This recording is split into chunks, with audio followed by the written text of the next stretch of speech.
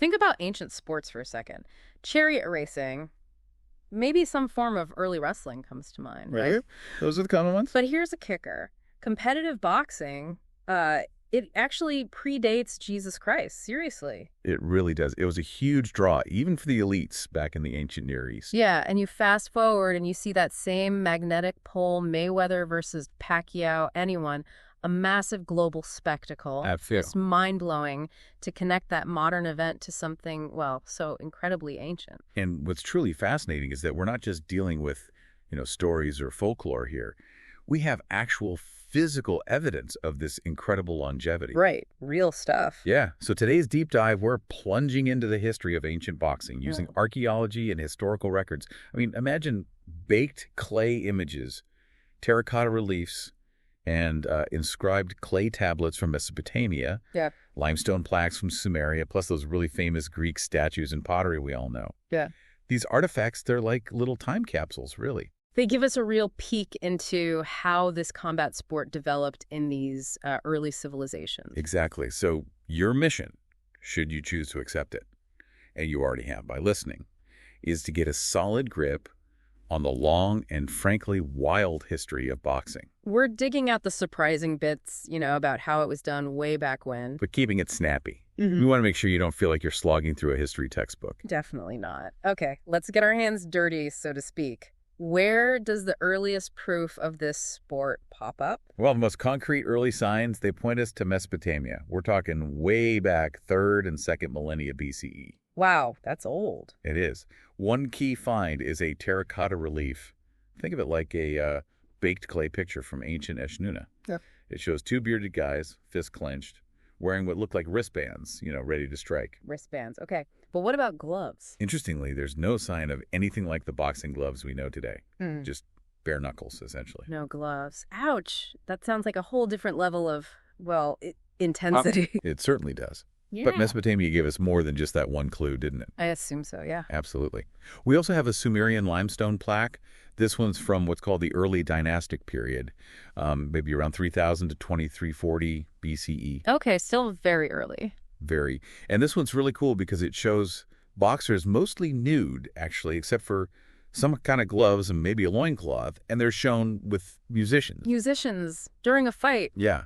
And what's striking is that their fighting stances, how they hold themselves, they look remarkably similar to modern boxing. No way. So that connection across thousands of years, right there in their posture. It's notable, isn't it? So even their posture in the ring, or well, wherever they fought back then, echoes what we see today. And music during a boxing match, that's a detail you don't see in Vegas. Precisely. And the ancient Near East keeps giving. There is a terracotta tablet found near Larasa dating maybe 2000 to 1595 BCE. Another one? Yep. This shows two men boxing while wearing hats and tunics. Again, barehanded. Still barehanded. Still barehanded, and like that Sumerian plaque, there are musicians present. It really suggests that sports in the ancient Near East, boxing included, often had this musical accompaniment, kind of like a soundtrack to bull leaping and other activities they did. Huh. That paints a very different picture. So from bare knuckles with just wristbands to what sound like early gloves in Sumeria, it makes you wonder, how did the hand protection actually evolve over time? Right, here's where it gets really interesting. We see a clear progression, especially as we look towards ancient Greece. Initially, they used just simple leather strips. Just strips. Yeah, basically wrapped around the hands for some level of protection. Then, when we get to Roman times, this morphed into the much more brutal gladiatorial cestus. The cestus, I've heard of that. Sounds nasty. It was. They often had bits of copper, sometimes other metal, glued onto the leather. Really, it was more for inflicting damage than preventing it. Copper glued on. That sounds less about safety and more about, well, making things really unpleasant for the other guy. Exactly. But going back a little, it's kind of surprising that gloves actually appear quite early on. That Sumerian stone plaque we mentioned, from around 3000 to 2350 BCE. Yeah. One of the oldest boxing artifacts we have, and it clearly shows gloves. Yeah. Yet, when we look at ancient Egypt, we find no evidence of gloves at all. Zero. So different ancient cultures had completely different ideas about hand protection, and some were quicker to adopt it than others. What about the Minoans and Mycenaeans? Big Mediterranean cultures. Good question. The Minoan civilization on Crete, they did use bandages, though often just on one hand, based on the art. Just one hand. Weird. Yeah, and we've found depictions of gloves on pottery from the Mycenaean civilization, the mainland Greeks. Okay, so it was around. It was around. And the Romans, beyond that nasty cestus for gladiators, they also used leather belts of various lengths to protect their forearms during training. Ah, so different gear for training versus combat. Seems like it. And of course, the cestus itself was a standard and frankly deadly weapon in Roman gladiatorial combat. So a real patchwork of approaches to protecting the hands, or perhaps, not protecting them, depending on the era and the civilization. But wasn't there a specific find in Roman Britain that told us even more about this? Yes, this is a really significant discovery. At Vindolanda. Near Hadrian's Wall, right? Exactly. Near Hadrian's Wall in the UK, archaeologists unearthed ancient Roman leather gloves dating to around 120 AD. Wow. What did they look like? Well, what's so intriguing is that these don't look like modern boxing gloves at all. Instead, they appear to be protective guards, kind of designed to fit snugly over the knuckles. Like knuckle dusters, but protective. Sorta, yeah, offering impact protection. The folks at the Vindolanda Trust, they believe these were likely used by Roman soldiers for training and fitness exercises. So not for those brutal gladiatorial showdowns we just talked about, but more for keeping the troops in shape. That gives a totally different angle on boxing in Roman society. It really does. More utilitarian, perhaps. Yeah. Okay, let's pivot a bit. One of the most powerful images we have of an ancient boxer is that statue, the boxer at rest. What can you tell us about that piece? Ah, the boxer at rest. It's a breathtaking bronze statue. It was dug up in Rome back in 1885. And how old is it? Well, its exact age is debated, but most experts place it firmly in the Hellenistic period. So somewhere between the late 4th and 2nd centuries BCE. Okay. And what makes it so powerful? You said breathtaking. It's the contradiction it embodies. Here's this boxer sitting down, clearly exhausted, catching his breath after what must have been an incredibly violent fight. A contradiction? How so? He's resting, isn't he? Well, yeah, but you expect a boxer maybe depicted in action, dynamic, Sure. but this guy is slumped over, showing very, very obvious signs of a recent brutal contest. You can see wounds all over his face, head, even his back. Really? What kind of details? They've used inlaid copper, a different metal, to show blood trickling from cuts on his forehead, cheeks, and ears. His right eye is swollen shut and bruised, his nose looks broken, Ooh. and he's breathing through his mouth, probably because his nose is just full of blood. It's incredibly realistic. It really paints a graphic picture of the punishment he must have endured. And I remember reading about a specific injury the statue depicts. Something we still see today, cauliflower ear. Exactly, you got it. The statue clearly shows what we now call cauliflower ear. And that's common today, too, right? Right, very common in combat sports like boxing, but also rugby, judo, wrestling. It happens when the cartilage in the ear gets damaged, from repeated blows. It messes up the blood flow. Precisely. It messes with the blood flow, often leading to a hematoma, which is like a collection of blood under the skin. When that heals, the ear can get all compressed and folded, giving it that distinctive lumpy appearance. Like cauliflower? Like cauliflower. Hmm. The fact that it's so clearly shown on the boxer at rest tells us that this was a well-known consequence of ancient boxing even back then. So, even thousands of years ago, they were intimately familiar with the physical toll these fights could take. It makes you wonder about the rule book back then. Were the rules anything like what we see in a modern boxing match? That's a great question. The precise rules are still a bit of a mystery, honestly. We have to piece them together from historical writings and interpretations of what archaeologists have found. No definitive rule book survived. Unfortunately not. We do know that in the 23rd Olympic Games, way back in 688 BCE, a guy named Onomastos of Smyrna is credited with establishing rules for Olympic boxing. Okay, so pretty early on for the Olympics. Yeah, but the specifics of those rules, they haven't survived the centuries, lost to time. Right. So a standardized set of rules, at least for the Olympics that early on. But what were some of the general principles we can infer? Well, we know that pretty much any hand strike was allowed. Hit anywhere with a hand. Anything goes. Almost. The key exception seems to have been eye gouging, which, makes sense. Yeah, a bit much. Unlike today, there were absolutely no weight classes. Oh, not at all. Nope. Which meant a smaller fighter could end up facing someone much, much bigger, purely by chance selection. That's terrifying. It adds a whole different element, doesn't it? Also, clinching or holding your opponent to stall, that was a big no-no. How did they stop it? Apparently, judges would use sticks or rods to enforce that. poke them apart, essentially. Sticks for enforcing. Talk about immediate consequences. And how did a fight typically end in those days? No judges' scorecards, I imagine. Definitely no points decisions or scorecards like we have now. Victory came when an opponent either gave up, often by raising a finger to signal they were done. Okay, a tap out. Sort of, yeah. Or they were knocked unconscious. KO. Simple enough. Also, and this is important, there wasn't a designated boxing ring like we picture today. No ropes, just an open area. Seems that way. Yeah. And maybe the most brutal part, in really drawn-out fights, it seems the fighters might even agree to just stand there and trade undefended blows. Wait, what? They'd agree to just hit each other without blocking? To try and force a decisive finish, yeah. It sounds incredibly harsh. That last bit sounds unbelievably brutal. A mutual agreement to just stand and take punches. That really highlights how different the mindset was around these contests. Completely different. It really does. Victory above all else. What about the prizes for winning then? Was it all about, like, money or gold? Well, while the financial aspect of prizes certainly played a role sometimes, their significance often went beyond just monetary value. They symbolized the hard work, the dedication, the incredible physical ability of the athlete. More symbolic. Exactly. We often see these wide-mouthed painted pottery vessels called amphorae being used as prizes, especially for combat sports. Like fancy vases. Yeah, but valuable ones. These could be in what's called the Nolan style, or the really prestigious Panathenaic amphora. Panathenaic, from Athens. Yes, awarded at the big Panathenaic festivals in Athens. And these were filled with valuable olive oil from Athena's secret grove. They even had an inscription, basically saying, "I am one of the prizes from Athens." So more than just a trophy, they had real intrinsic value, especially that olive oil. Very cool. And you mentioned that ancient Greek pottery gives us even more insights into these boxing matches. Absolutely. Greek amphorae and terracotta vases, they're invaluable for understanding ancient boxing contests.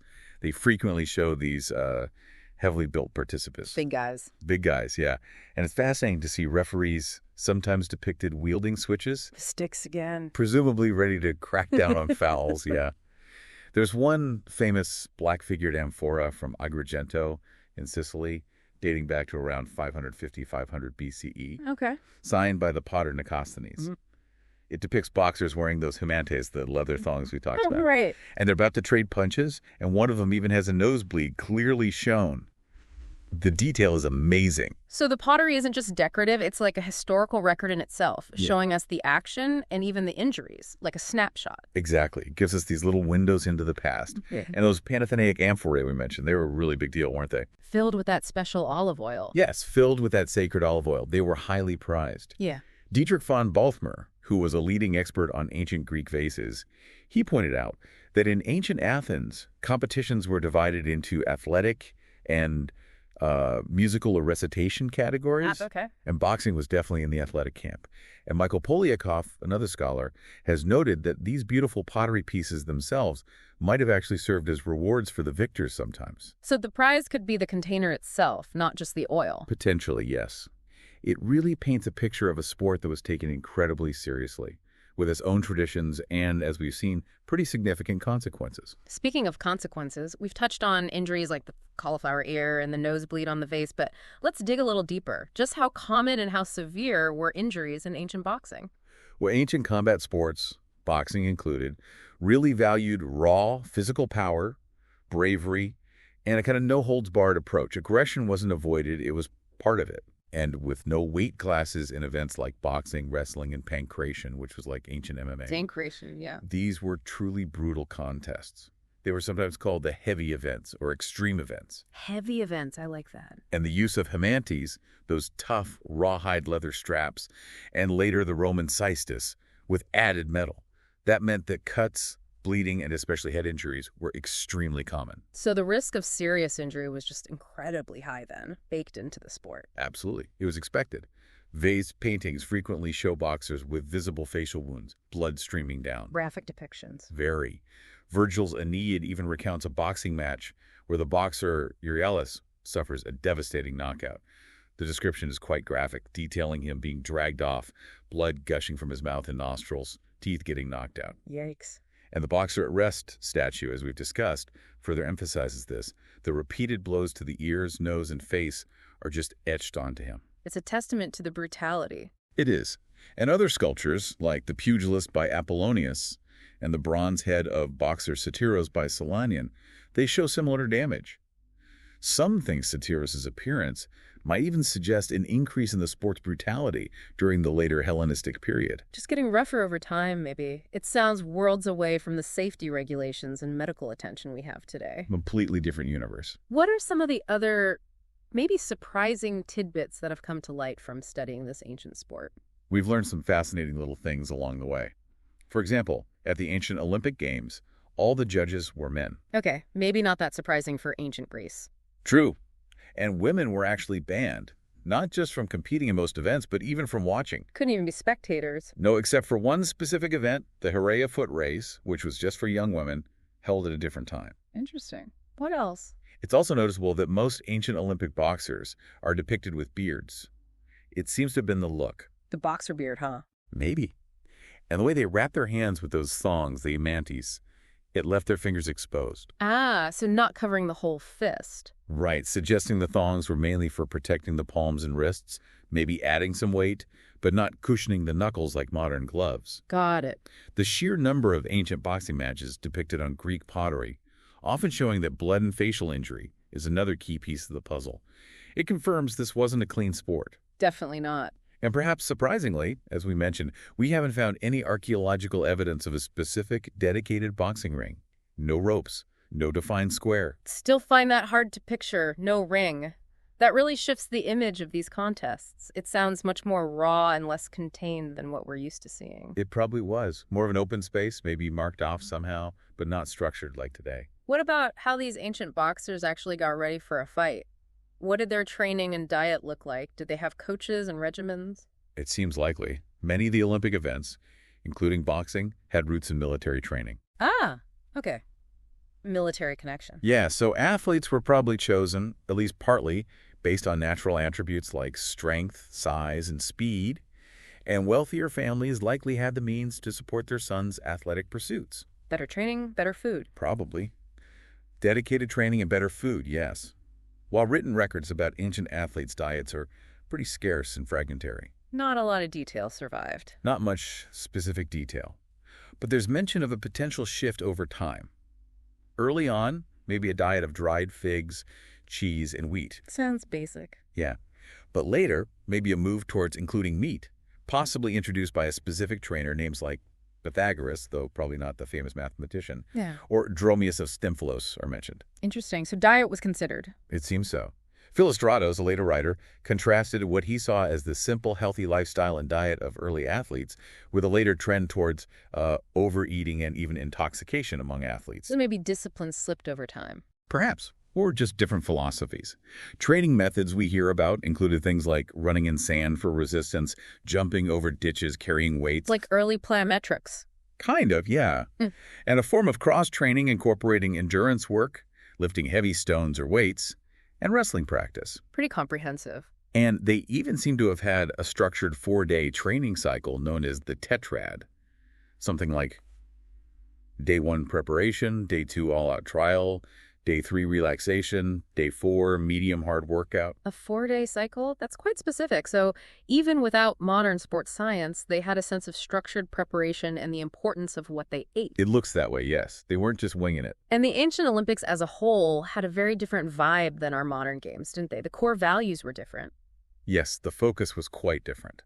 While the modern Olympics often emphasizes participation, the important thing is taking part. Right, the Coubertin ideal.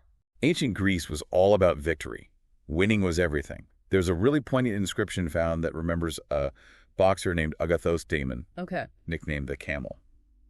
He apparently died competing at Olympia after praying to Zeus for either victory or death. Wow. Victory or death, that really highlights the inherent dangers, doesn't it? It absolutely does, and there was a common Greek saying, "A boxer's victory is gained in blood." Chilling. Even dream interpretations from that time, like those recorded by Artemidorus, link dreams about boxing to things like deformed faces and significant blood loss. It was just ingrained in the perception of the sport. That really brings home the brutal realities. You mentioned the hamantes earlier, the leather thongs, but the hand protection continued to evolve beyond those simple strips, right? It did, yes. The earliest form seems to have been the hamantes melichae, basically soft thongs made of oxide. These were used until around the 4th century BCE. The soft version. Relatively speaking, these were then replaced by more damaging versions, Mm-hmm. the hamas, oxus, or sharp thongs, and something called the spherae. Spherae. Yeah, which were similar to hamantes, but apparently had some padding inside, but also a harder, more rounded exterior. Still designed to inflict damage. So getting nastier again. Seems like it. And finally, particularly later maybe in perhaps more Roman, we see the emergence of the oxys. OXYS. Yes, oxys. These were thick leather bands that protected not just the hand, but also the wrist and forearm. They might have had fleece lining inside, maybe for absorbing sweat, and definitely had harder leather reinforcement over the knuckle. So a definite trend towards more substantial hand protection, even if it was still a far cry from modern padded gloves. Right. More protection for the wearer's hand and wrist, but still potentially very damaging to the opponent.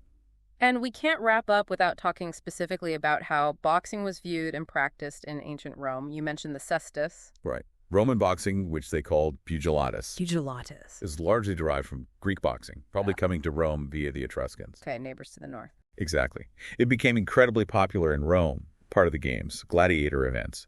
But it was eventually banned around 400 CE, likely due to its extreme violence. Banned outright. Why? Too brutal even for the Romans. Apparently so, at least by that later period. While the techniques and basic rules were somewhat similar to Greek boxing, still no weight classes, no time limits. Still attacking a fallen opponent. Generally, yes. Though kicking was debated, maybe allowed sometimes, maybe not, but there were key differences. Like the gloves. Most notably the gloves, yes. The Roman caestus was a different beast entirely. As we said, often included metal knuckles, sheepskin padding, but sometimes even spikes or blades. Spikes or blades? Good grief. It made it far more lethal than the Greek hand protection. Prohibited actions were things like eye gouging, hitting below the belt, biting, similar prohibitions to Greece. Okay, some lines they wouldn't cross. Some. Their fighting stance was also generally more upright compared to the Greeks' more bent, maybe more defensive posture. Interesting difference. And how did fights end? Still just KO or giving up? Initially, it seems there was no way to submit or tap out in Roman pugilatus. You fought until a knockout or, well, worse. Worse as in death. Yes. But later, perhaps for safety or just practicality, they did seem to introduce submissions. Still, pugilatus remained incredibly brutal, with frequent serious injuries and, yes, deaths being quite common in the arena. So while it had Greek roots, Roman boxing really took a much more violent, maybe even performative turn in the context of the gladiatorial games. That seems a fair assessment, yeah. Well, we've journeyed all the way from the earliest hints in Mesopotamia through Greece and finally to the Roman ban on pugilatus. It's been quite a tour. What are the essential takeaways you'd want our listeners to really remember from this deep dive? I think the first is just the sheer age and breadth of it. Boxing's long and captivating history spans millennia, with evidence scattered across Mesopotamia, possibly Egypt, the Minoan and Mycenaean cultures, Greece, and Rome. It wasn't just a Greek thing. Right, much older and wider. Second, we've traced the fascinating evolution of hand protection from nothing to simple straps to early gloves and then to the progressively more damaging hamantes, oxys, and the terrifying Roman caestus. A real arms race? Almost. In a way, yeah. Third, the boxer at rest statue and all that ancient artwork vividly depict the sport's often brutal nature. The physical toll was immense and readily acknowledged. No sugarcoating it. None at all. Fourth, we've explored the contrasting rules, no weight classes, no ring, different ways to win, and the significance of the prizes, which went beyond just money. The amphorae and the oil. Exactly. And finally, maybe the biggest cultural point is that overarching ancient emphasis on victory above all else, often at a tremendous physical cost, which really contrasts with some modern sporting ideals. It's truly been eye-opening to see how this sport, in its many ancient forms, has held our attention, held human attention, for so long. It's remarkable. And it leads to a final thought for you listening. Considering the extreme nature of ancient boxing, its brutality, but also its undeniable cultural significance, What does its long history reveal about the enduring human fascination with combat, with physical prowess, across all these ages? Hmm. How does our modern understanding, and maybe more importantly, our regulation of combat sports compare to the ancient world? And what does that comparison tell us about how we've evolved, or perhaps haven't, in our relationship with these primal forms of competition? Definitely something to chew on.